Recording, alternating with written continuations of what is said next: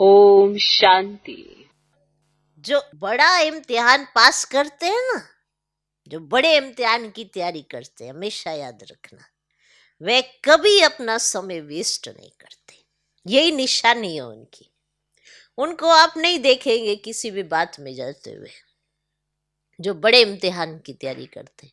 इसीलिए देखा गया है जो यूपीएससी आईएएस की बड़ी पढ़ाई होती है ना, तो उनका रुझान किसी बातों में नहीं होता, ना कभी मित्र में, ना संबंधियों में, ना कि कहीं जाने में, ना कुछ सुनने में। वो अपने आप को बस ऐसे पढ़ाई की तरफ लगा देते हैं, तो उनको रिजल्ट भी मिलती है।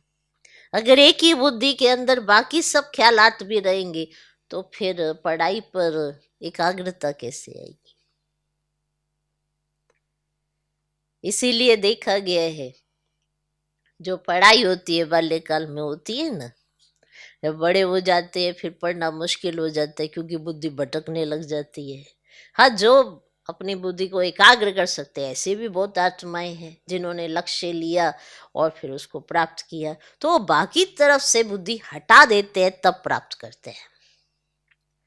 अगर ऐसा वो नहीं करते तो उन्हें रिजल्ट नहीं मिलेगी।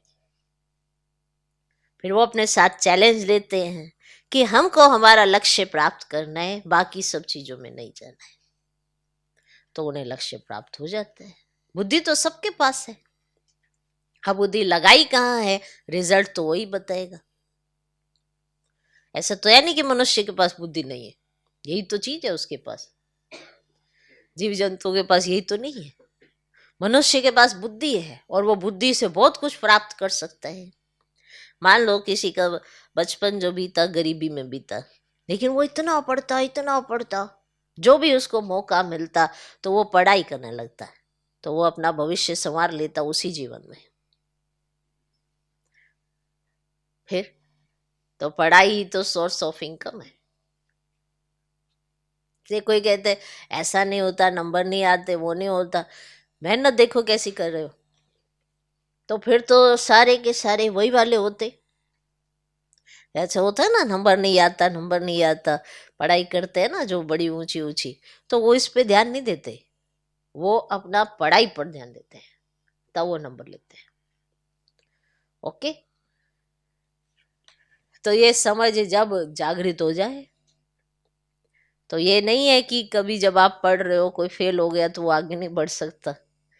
हाँ, उसको बात लग गई कि नहीं, मुझे तो करना ही है, तो वो सब कुछ कर सकता है।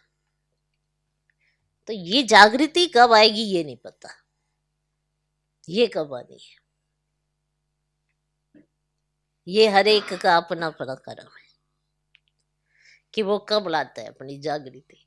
समझ सबको दी जाती है, पर उस समझ को अप्लाई कौन कब करेगा ये नहीं पता, ये उसका अपना अपना कर्म है।